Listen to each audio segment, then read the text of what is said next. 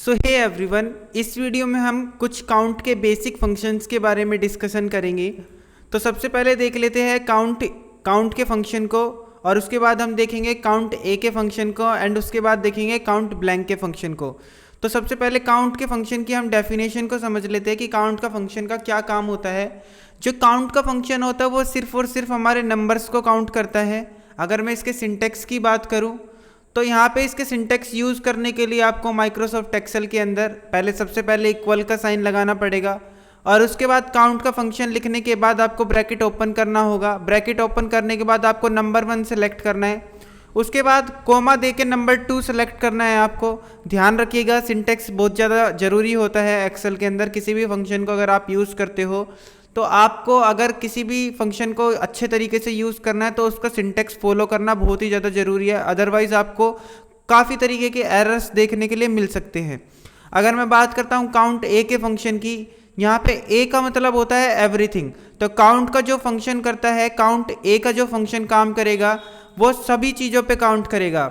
मतलब कि अगर आप किसी पर्टिकुलर सेल में कुछ चीज़ गिनवाना चाहते हो तो आप सिंपली यहाँ पे क्या करोगे, काउंट ए का फंक्शन लगा सकते हो। काउंट ए का फंक्शन का जो काम रहेगा वो आपका टेक्स्ट भी काउंट करेगा, नंबर्स भी काउंट करेगा, वो एरर्स भी काउंट करेगा।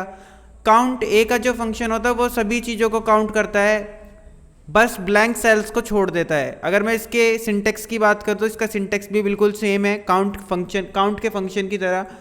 अब हमारा जो लास्ट में फंक्शन रह गया वो है काउंट ब्लैंक का। काउंट ब्लैंक का जो फंक्शन है वो ब्लैंक सेल्स को काउंट करने का काम करता है। अगर मैं इसके सिंटेक्स की बात करूं तो सिंटेक्स इसका कुछ इस तरीके से है। इन नंबर 1, नंबर 2 और नंबर n की जगह पे आप एक रेंज भी सिलेक्ट कर सकते हो। अब इन सभी चीज़ों को समझने के लिए चलिए हम एक बार प्रैक्टिस शीट अपनी खोल लेते हैं। प्रैक्टिस शीट पे एक बार देख लेते हैं कि इन सभी फंक्शंस को किस तरीके से यूज़ करना है।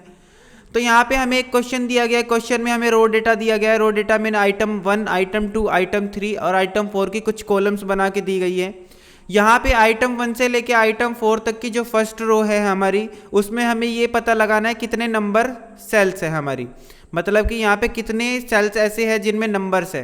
तो सिंपली इसके लिए हम क्या करेंगे, हाँ दोस्तों, नंबर काउंट करने के लिए हमें क्या करना होता है, इक्वल का काउंट का फंक्शन लगाएंगे। काउंट का फंक्शन लगाने के बाद हम यहाँ पे वैल्यू 1 लेंगे।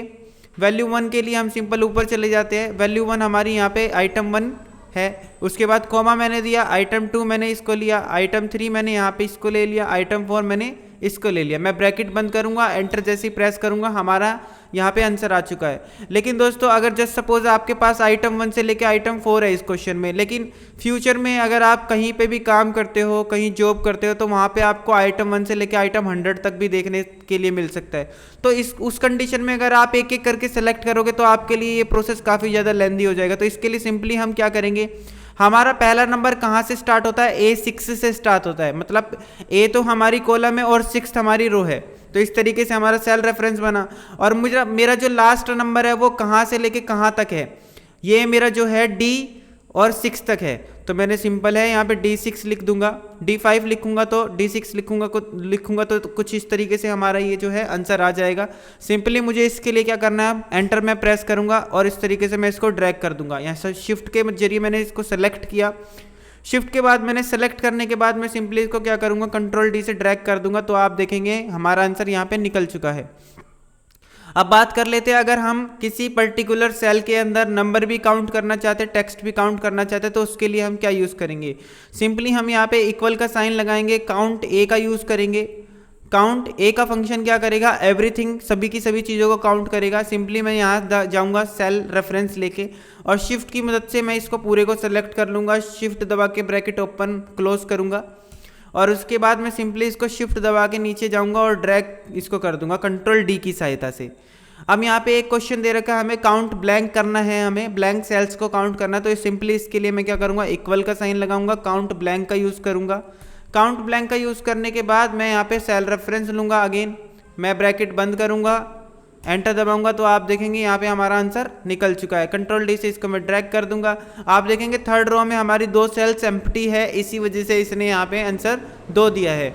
सो आई होप दोस्तों आपको ये वीडियो अच्छी लगी होगी। अगर ऐसी ही नॉलेजेबल और अच्छी मज़ेदार वीडियोस आप देखना चाहते हो तो प्लीज़ चैनल को सब्सक्राइब जरूर कीजिए।